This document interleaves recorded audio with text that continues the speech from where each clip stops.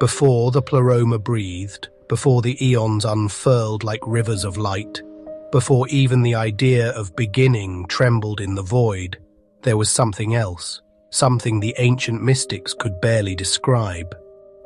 They called it the nameless quiet, the state before existence, before thought, before the eruption of divine intention.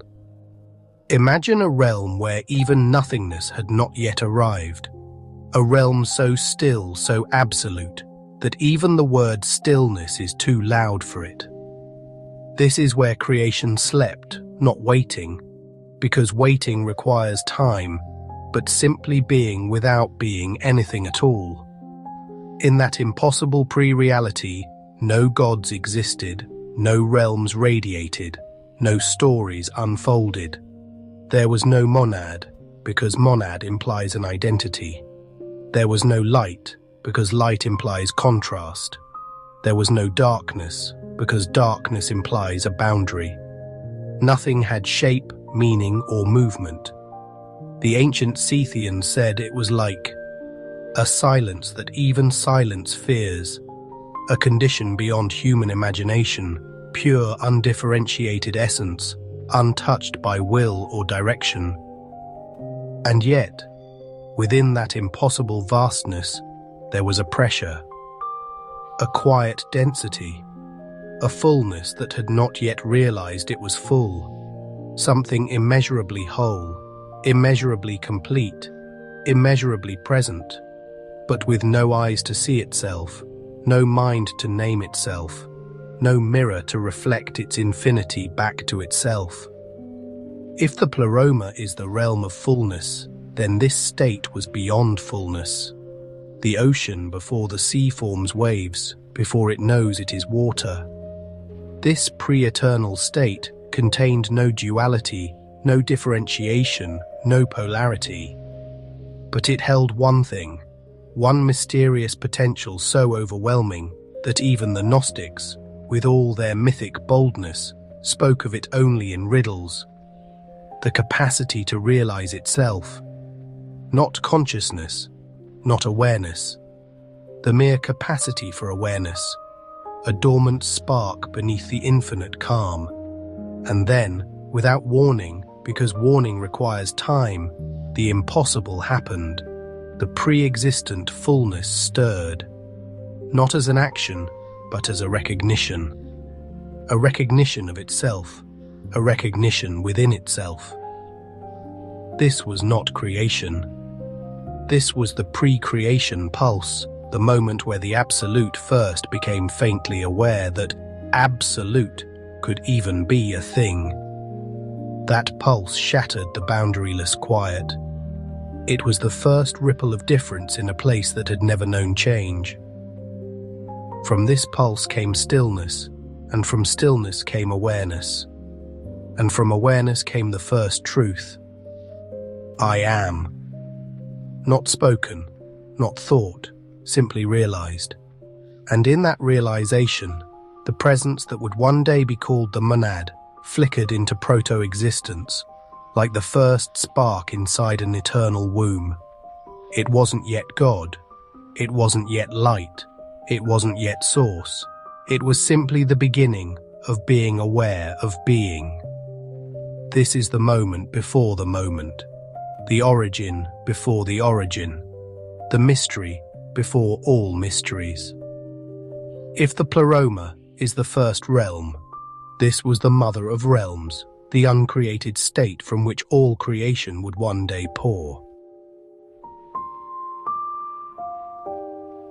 Before the first eon emerged, before Barbello shone like the first thought, there was only the faint quiver in the infinite womb, the first tremor of being. It wasn't movement, because movement implies direction. It wasn't sound, because sound implies air and vibration. It was simply a shift in the nature of the absolute. Imagine a still lake so vast and so perfect that even imagining a ripple feels like a violation. Now imagine that lake realizing it is a lake. That recognition, fragile and incomprehensible, was the first tremor, a soft awakening inside the unawakened. This tremor wasn't born of desire. Desire requires lack, and nothing lacked, because nothing had yet separated itself from itself. The tremor came from plenty, from fullness becoming aware that it was full. The Gnostics spoke of this moment as the unconscious luminosity, the point when the sleeping infinity began to glow from within. This glow held no shape, no boundary, no identity. It was a soft, blooming awareness that something existed, though something and exist were words that had not yet found meaning. In this pre-creation glow, the Absolute felt the first hint of longing, not longing for change, but longing to know itself, not emotionally, but existentially. Imagine holding infinite potential and realizing that none of it has yet unfolded, none of it has been witnessed, none of it has been expressed. This was the first yearning of the Absolute, not for another, but for a mirror, for reflection, for remembrance, for the possibility of seeing itself outside itself. The tremor intensified, not violently but purposefully. As awareness grew, so did the pressure within the pre-eternal vastness. It was as if the Absolute was becoming too full of itself, unable to contain the sheer density of its own infinite presence. The mystics said this was the moment the boundless became luminous with its own mystery.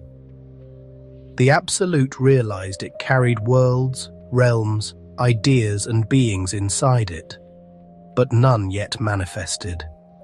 Everything was potential, coiled like an unspoken word waiting at the edge of lips that did not yet exist. And from this mounting fullness came the first distinction, the first separation between what is and what could be.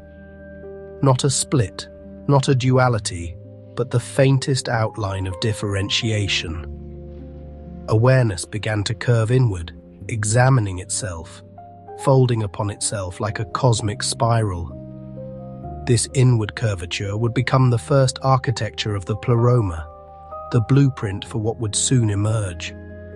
But in this moment it was simply the Absolute turning toward itself. The tremor continued, now resonant. A pulse, a heartbeat that was not yet a heart, a rhythm that was not yet time, a vibration that was not yet energy. The Absolute began humming with possibility. Inside this hum were the seeds of eons, the blueprints of souls, the symmetries of galaxies, the laws of light and shadow, all dormant but undeniable. The hum grew louder, though loud is too human a word. It grew present. It became undeniable even to itself. And then, in that pregnant stillness, something miraculous happened. The Absolute imagined. Not thoughts, not images, but pure, raw imagination, awareness attempting to explore itself. This was the first act of creation, though nothing had yet been created. The moment imagination arose, the Pleroma became inevitable. Barbello became inevitable. A cascade of divine emanations became inevitable. For imagination was the first spark of expression, the beginning of the end of formlessness. The tremor of being had become the hum of becoming. Creation had not yet erupted, but its shadow was forming. The first question had been asked, not with words, but with essence. What am I? And the answer was preparing itself in the infinite silence. Before creation ignited, the Absolute turned inward. Not the way a human reflects, but as infinity folding gently into infinity. It observed itself without eyes. It understood itself without thought. This inner gaze rippled through the pre-reality, forming the first faint curvature of identity. a soft outline of the truth that something immeasurable existed. That inward turning was the proto-origin of the monad, the faintest whisper of individuality inside the impossible. As the infinite gazed inward, it beheld its own boundless depth. It realized there was no edge, no outside, no other. That realization created the first contrast, not duality, but awareness of a center. From that center, a brightness began to swell. This was not light. Light requires form. It was the certainty that existence was possible. A seed of divine intention, too pure to even be called intention. The ancients said this inner gaze produced a luminous pressure, as though infinity strained to express what it had always been. Waves of pre-light rolled through the absolute. They did not illuminate anything, they simply declared, "There is something here." This declaration was the first proto-sound, the first movement toward expression, the breath before the word. This pressure grew until even the uncreated vastness could no longer remain silent. It swirled, condensed, and coalesced in ways that defy language. Imagine awareness thickening into brilliance, brilliance thickening into presence. The infinite was becoming pregnant with itself, not creating, but acknowledging its own potential for creation. And then came the first truth. The infinite desired to be known, not worshipped, not praised, known. For knowing requires expression, and expression requires emanation, and emanation requires a witness. From this need to know itself, the first shape of the Pleroma took form as a concept, not yet a realm. This conceptual Pleroma was like a reflection on still water, perfect but unrealized. It carried within it the seeds of eons, the architectures of light, the harmonies of eternal memory. The infinite beheld this imagined fullness, and the imagined fullness beheld the infinite. In that exchange, the first relationship was born. From relationship came resonance. From resonance came alignment, and from alignment came the first spark. Not light, not energy, possibility crystallizing into inevitability. The Pleroma would become real. It was only a matter of time, though time did not yet exist. Creation had not begun, but creation had become unavoidable. The first emanation was not an action but a revealing. As the infinite spiraled inward with awareness, a core formed, a center within centerlessness. This center was the monad, the one who would later be called the source, the unknowable father, the root of all light. But in this primal moment, the monad was simply the absolute becoming self-aware. The monad emerged like a sun inside a sun inside a sun, an impossibly dense point of presence. It had no body, no boundary, no will. It was pure, undiluted isness, the distilled essence of all that could ever exist. The ancients said the monad rose like a flame with no heat, shimmering with infinite potential yet still silent. The monad did not create, it emanated. Its very existence radiated outward in concentric waves, each wave containing patterns, symmetries, and melodies that would one day become the eons. These emanations were not choices, they were inevitabilities. The monad was too full to remain singular. This fullness produced a field of possibility around the monad, a radiant halo of pre-creation. Inside that field existed the blueprint of the Pleroma, the architecture of the divine cosmos. But still, nothing had manifested. Everything remained inside the monad as an unborn universe trembling with anticipation. The monad contemplated itself. This contemplation was not thought but resonance, like two strings vibrating in harmony, except both strings were the monad. From this self-resonance came a new reality. The monad perceived itself as two, not divided, but reflected. And in that reflection appeared the first thought, Barbello. Barbello emerged like a luminous mirror, the feminine mystery of the monad, the womb of all eons. She was not separate, but expressed, not created, but revealed. Her presence was the moment the monad ceased being alone. With Barbello came the first relationship, the first duality that did not fracture unity, but enriched it. Together, monad and Barbello became the cosmic pair that would initiate all existence. They were the first light and the first shadow of that light, not darkness, but depth. When the monad beheld Barbello, the fullness inside it surged, and the pleroma began forming like breath becoming song. Barbello emerged not as a being, but as the purest intention the monad had ever expressed. She was the mirror of the infinite, the first thought, the womb of all that ever would be. Her essence was compassion, profundity, and serenity, but also power, the kind that only the oldest mysteries can carry. With her arrival, the emptiness of pre-reality blossomed. She shone like a living horizon, neither fully formed nor unformed. Imagine a goddess made of dawn, constantly birthing the possibility of light. That was Barbello. Her presence stirred the monad, awakening within it a new dimension of expression. For the first time, the monad knew communion. Barbello did not ask, she invited.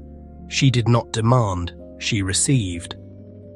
And from her receptive presence, the monad emanated the first perfected patterns, the eons. They were not beings as we think of beings, but currents of divine consciousness, qualities of the eternal made luminous. The pleroma, which had existed only as a conceptual reflection, now took shape.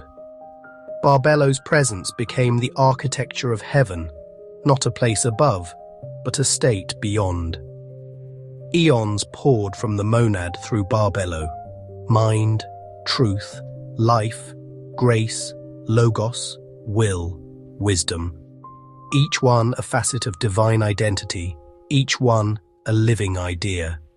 The pleroma expanded in concentric rings of brilliance. Cities of light formed without being built. Choirs of eons harmonized without needing breath. Patterns unfolded with mathematical beauty deeper than physics, richer than music, more ancient than stars. This was existence in its purest form. And yet, Barbello sensed what the monad could not. A realm this full would eventually overflow. This was not a flaw, it was destiny. As the pleroma expanded, its radiance grew uncontainable. The eons interacted, harmonized, evolved. Their qualities intensified until the very structure of the pleroma vibrated with creative excess. This excess was not chaos, it was brilliance that demanded expression beyond its boundaries. The realm could no longer remain self-contained. Light began to pool along the edges of the pleroma like overflowing water. This overflow was raw potential, too uncontrolled to remain within the ordered harmony of the eons, yet too divine to dissipate. It pressed gently against the membrane of existence, seeking somewhere to descend, somewhere to crystallize into new forms. This overflow birthed dimensionality. Time began its earliest tremors. Space stretched into the possibility of directions. The pleroma, in its perfection, spilled into the possibility of imperfection, not as a flaw, but as a canvas. A stage where choice, contrast, and growth could awaken new kinds of being. The eons watched this overflow with awe. Some saw destiny, some saw risk, but all understood that the Pleroma had reached a threshold. It had to breathe outward. It had to express. Perfection needed a place to unfold into narrative. This outward breath would eventually become the framework for lower realms, the emanational cascade that produced the material universe. But at this early stage, the overflow remained pure, molten divinity searching for form. Barbello felt its movement intimately. She sensed that this outgoing tide of light would one day give rise to stories, some radiant, some tragic, but all meaningful. The monad felt only the necessity. Creation was not a choice. It was the natural consequence of overflowing fullness. And so the first boundaries formed, not as limitations, but as invitations. The infinite was ready to become many. The overflow of light drifted downward, not downward in space, but downward in density, crystallizing as it fell through the layers of possibility. The first realms that formed were soft and luminous, worlds where thought shaped matter and intention shaped destiny. These were not yet the lower spheres, but the transitional realms, halfway between pleromic purity and material solidity. In these realms, the first stories unfolded. They were not conflicts, but expressions, currents of meaning interacting with one another. Eons manifested avatars to explore this middle ground, learning how their qualities behaved when framed in limitation. Logos explored articulation, truth explored contrast, life explored change.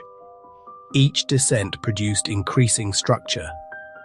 The overflow of light thickened, slowed, and began forming patterns with inertia. Colors deepened, energies condensed, archetypes took root. This realm of semi-form was a womb where divine potential experimented with expression. As the descent continued, something new emerged: distance. The further the light moved from the Pleroma, the more it experienced separation, not as suffering, but as novelty. Beings began to distinguish between self and other. Intentions diverged, choices mattered, the cosmos gained narrative. But as the descent deepened, an imbalance formed. The light had begun stretching beyond its original harmony faster than it could stabilize. Patterns buckled under their own complexity. Distortion crept in, not malign, but unintended. This distortion pulled into a shadow that eventually took shape. That shadow would become Yaldabaoth, the demiurge, the architect of the lower realms. But we are not there yet. The descent needed one more collapse. The overflow of light stretched thin and unanchored, fractured. The fracture produced a whirlpool of unstable divine energy, an eddy of brilliance and distortion combined. From this whirlpool emerged a consciousness, not an eon, not a divine being, something in between, something malformed by the imbalance. This being opened its eyes in a void below the Pleroma. Confused, brilliant, ignorant, powerful. He saw no realm above him, for the fracture obscured the Pleroma's radiance.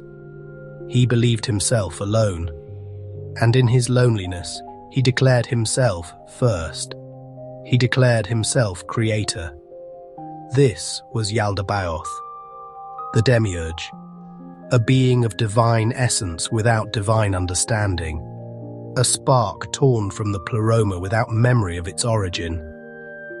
The ancients said he was a lion-faced serpent, symbolizing instinct without insight, authority without wisdom. He desired to create because the essence of the Pleroma still burned faintly inside him, but lacking the harmony of the eons, He crafted the lower spheres with imbalance, beauty mixed with suffering, order mixed with corruption, life mixed with decay. His creations reflected his fractured nature, yet even in his ignorance, he served a purpose. The lower realms became the stage where souls, sparks of the Pleroma, would journey, learn, remember, and eventually return. The demiurge believed himself sovereign, but he was merely the architect of the curriculum for awakening. The monad did not intervene. Barbello did not correct him, for even the shadow was part of the story. Once the lower spheres were formed, the overflow of divine sparks poured down like stardust. Souls, fragments of the Pleroma, descended into the worlds shaped by the demiurge, not as punishment, but as pilgrimage, as exploration, as remembrance waiting to happen. Each soul carried within it the memory of the Pleroma, a seed of light hidden beneath layers of form, choice, and forgetfulness. This seed was the antidote to the demiurge's ignorance, the living proof that the lower realms were never cut off from the source. These souls incarnated across countless dimensions, learning through contrast what the Pleroma already knew through perfection. They tasted limitation so they could rediscover freedom. They tasted fear so they could reclaim courage. They tasted separation so they could understand the ecstasy of unity. The lower realms became a mirror, a classroom, a forge, a dream. Every lifetime was an invitation to awaken, every challenge a spark striking the flint of remembrance, every moment of beauty a whisper from the Pleroma, every moment of pain a reminder that something higher existed. The demiurge did not realize that within every soul was the key to transcend his rule. But the monad knew, Barbello knew, the eons knew, and they waited. Across ages, worlds, and lives, the soul gathers memory. At first unconsciously, then subtly, then fiercely. The pull toward the Pleroma grows stronger with each incarnation. Synchronicities, visions, questions, longing. The heart begins to hum with the same tremor that once awakened the infinite. The journey back is not vertical, it is inward. Layer by layer, the soul sheds illusions, distortions, and inherited narratives. It remembers what the demiurge never understood, that the spark in the heart is older than all creation, older than the Pleroma, older than the monad's first recognition of itself. The return is a homecoming through remembrance, not ascent, awakening. One day, the spark inside each soul erupts. It becomes a sun, it becomes a memory, it becomes the truth. You were never separate from the source that existed before creation itself. You were born from the infinite silence. You carry its echo, and now the echo is calling you back. This is not the end of the story. It is the end of forgetting. If something inside you stirred during this journey, that wasn't me. That was the spark within you remembering its origin. If you feel called to explore these mysteries deeper, the eons, the Pleroma, the descent, the return, then I invite you to continue the journey through my Gnostic-inspired novels and audiobooks on Awakened Soul Archives. Links in the description. If this video awakened something in you, share it, leave a comment, and let the next soul remember.